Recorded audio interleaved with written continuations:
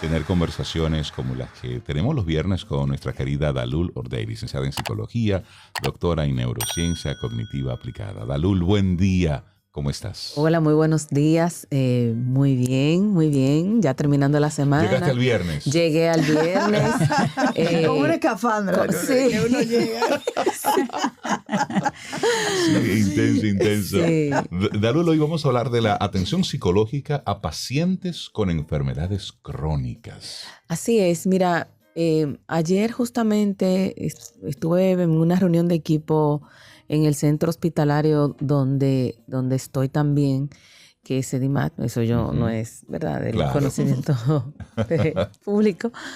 Y una de las cosas que conversábamos como equipo es el tema de poder establecer un protocolo que le dé asistencia a todos los pacientes que ingresan al sistema hospitalario. Una persona que va a un hospital y que es ingresado en un hospital por cualquiera que sea su dolencia, es un paciente, es una persona, es un ser humano que está vulnerable, que no sabe, que tiene una incertidumbre tremenda de qué va a suceder con su vida, con el curso de su enfermedad, etc. Entonces, el tema de poder entender que una persona con una dolencia física de cualquier naturaleza tiene necesariamente que tener un acompañamiento a nivel psicológico y emocional, tanto a él como a su familia, que les permita tener una mejor actitud ante esa situación, pero también que le ayude a desarrollar herramientas de afrontamiento, porque tú no sabes, o a veces sí sabemos que va a ser una lucha o una carrera a largo plazo. De repente una enfermedad crónica, que es una enfermedad que, definiéndolo, ¿verdad?, así como aparece en los libritos, una enfermedad es una condición, un padecimiento de salud o una afectación que dura más de 3 meses. Exacto. Cualquier cosa que dure más de 3 meses ya se convierte en una enfermedad crónica, en una condición crónica. Entonces, tenemos aquí cantidad de pacientes diabéticos, con insuficiencia renal, con temas cardíacos, con una serie de condiciones de salud física y que probablemente muchos de nosotros no veamos en el mapa la necesidad de integrar un profesional de la salud mental. Sin embargo, es una persona y su familia que van a tener que enfrentar ingresos constantes en centros de salud. Probablemente en algunas ocasiones esas estancias son largas, 3 semanas, 4 semanas, 1 mes. Hay pacientes que yo he tenido en el hospital que tienen 2 meses ingresados. Wow. Entonces, ¿qué cosas nosotros tenemos que prever con respecto a cómo vamos a sustentar emocional y psicológicamente a la persona que está padeciendo el trastorno, la enfermedad, y a la familia, que va a tener también un tema importante de el compromiso emocional ante la salud, ante lo que exige, que si hay que estar ahí, que si hay que amanecer, el tema económico, que siempre va a ser un tema importante en nuestro país con respecto al tema de la salud. Entonces, un proceso de acompañamiento, incluso para si no había una condición previa, dar ese diagnóstico, y de hecho se hace. O sea, a ese paciente hay que informarle que hay que hacerle una amputación. Por decirte algo sencillo que pasa con frecuencia con los pacientes diabéticos, por ejemplo. Entonces, ¿cómo tú le vas a dar la noticia a la persona? ¿Cómo tú le vas a dar la noticia al familiar? ¿Cómo tú le vas a acompañar durante ese proceso de ingreso para que no se deprima, para que no se... ¿qué va a pasar? Pero ¿cómo tú lo vas a ayudar a darle y a trabajar herramientas que le permitan, cuando salga de ahí, no echarse a morir? Y no mantener una depresión o una ansiedad.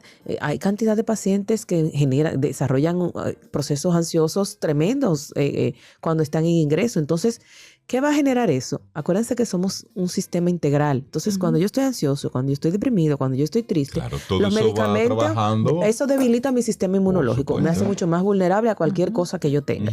Me va a producir una menor eficiencia del medicamento que me dan para porque eso. Todo está perdido. Tengo el catastrofismo en la cabeza. Correcto. Pero también el tema de la familia. De repente, cuando tú tienes 1 semana sin dormir atendiendo a una persona, tú también necesitas un acompañamiento. Hay un agotamiento físico, hay un agotamiento mental, emocional. Y mientras más cercano es el vínculo con la persona que está ahí, es peor. Es peor, sí. Si es tu mamá, si es un esposo, si es un hijo, es tremendo. Se me ocurre pensar que los médicos, las enfermeras, conocen tanto de esa importancia de esa atención psicológica, de ese cuidado al menos, que aunque no haya un protocolo formal, fíjate cómo cada médico y cada enfermera es muy cuidadoso, si se quiere, no desde la perspectiva psicológica, tal vez solo desde la empatía, pero es muy cuidadoso con cómo comunica las cosas que comunica, cómo abre cómo pone un suero, cómo comunica un procedimiento que va a pasar, cómo comunica un diagnóstico, sabiendo que eso va a impactar la forma en que esa persona reciba la información, va a impactar su mejoría, su proceso de mejoría o no. Y eso es sin protocolo. Imagínate, como tú dices, con esa propuesta de instaurando un protocolo por áreas, por diagnósticos, por roles dentro del sistema de salud. Eso es muy necesario. Y el tema también, y el problema es que muchas veces hay procedimientos de esos que son ambulatorios. El que va a una diálisis, pasa un par de horas en recuperación y se va para su casa. Pero todo lo que acompaña una quimioterapia, de hecho hay toda una línea de trabajo en sí con oncología, de cómo se hace el acompañamiento del paciente con cáncer, de cómo se trabaja con la familia, porque señores, son situaciones complejas, son situaciones que producen un alto impacto emocional en la persona que lo tiene, o sea, que tiene la enfermedad y en el que está en su entorno. Entonces, ¿cómo nosotros yo creo que esto es un tema de poner sobre el tapete, además de todo lo que hemos visto de salud mental en estos días, observar también esto, porque esto es parte de cuántas personas, señores, no hacen cualquier locura desesperados porque tienen que comprar un medicamento para un hijo o para su mamá, o porque, señores, entonces no es ni siquiera un tema de política pública, no es un tema hasta de humanidad, hasta de entendernos como naturaleza y como seres humanos. Y cómo una palabra, un momento, una conversación, oye, me le cambia la vida a una gente. Totalmente. Así es. Y ahí tú estabas hablando de cáncer, de enfermedades de ese tipo.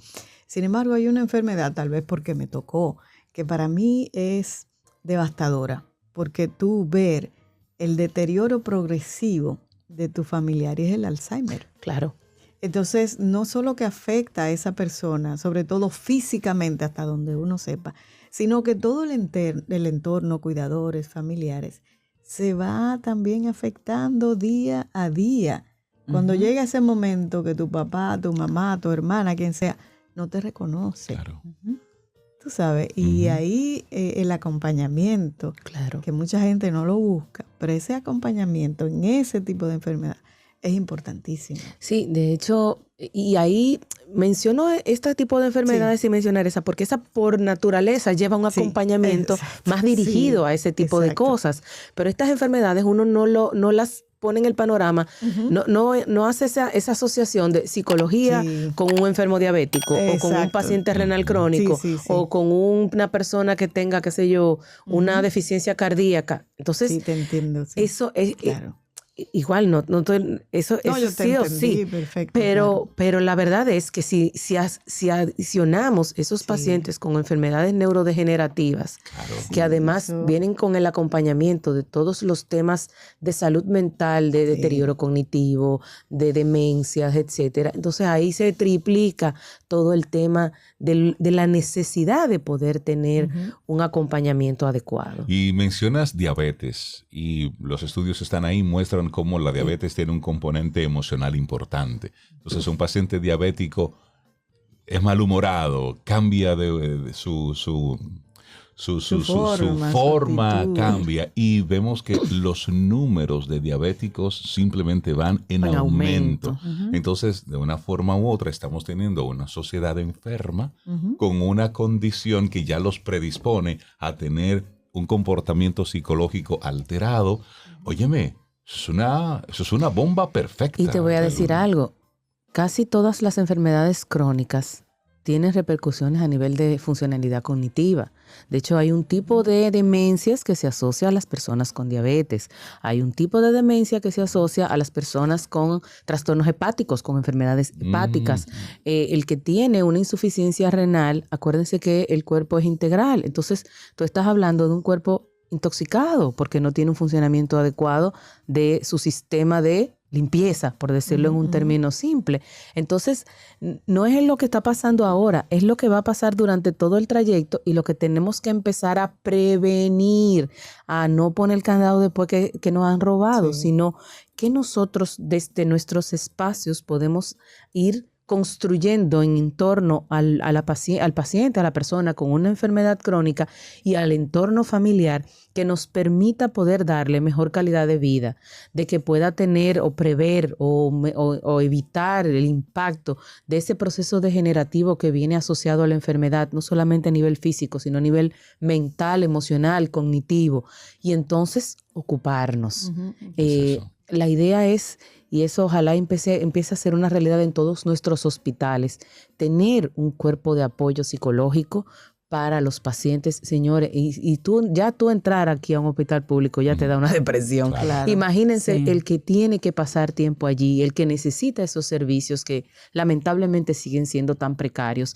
Entonces, el tema de poder nosotros como voz, poder levantar esa bandera y decir, mira, es que la salud mental no es solamente el que tiene una afectación puramente mental, es que cualquier individuo con una condición de vulnerabilidad de cualquier tipo ya necesita algún tipo de acompañamiento. Dalul Ordey, gracias por visibilizar esto de la atención psicológica en pacientes con enfermedades crónicas. Esto es ponerlo en la mesa. Se suma a la larga lista de temas que como sociedad tenemos pendientes. Dalul, que tengas excelente día. Muchísimas Cuídate gracias. mucho y buen fin de semana. Gracias siempre por tus temas, Dalul. Gracias, Dalul. Y te tengo una canción porque hoy es el Día del Gato. Entonces estamos colocando canciones relacionadas con yo tengo varias amigas gatuna lovers. yo también. Sí. Entonces, para ellas... El gato que está triste y azul. Nunca te olvida que a la fuiste melancolía, a la soledad. Viernes de gato. Yo recuerdo cuando me aprendí esa canción con guitarra. Tú sabes que cuando yo estaba haciendo, en uno de mis intentos de trabar, porque a mí me encanta la actuación, yo presenté una obra, ¿te acuerdas? Sí, yo fui a verte, y el tema era que se había perdido el gato. Sí. Y toda la obra giraba en torno a encontrar a Efímero, que era mi gato. ¿Lo encontraron? No lo encontramos, pero encontramos muchas otras cosas en el camino. Bueno, pues vamos a escuchar a Roberto Carlos, el gato que está triste y azul. Ay, Dios. Los vecinos me decían, Rey, el gato, cántate la del gato. ¿Dónde está el gato? Aquí termina Camino al Sol.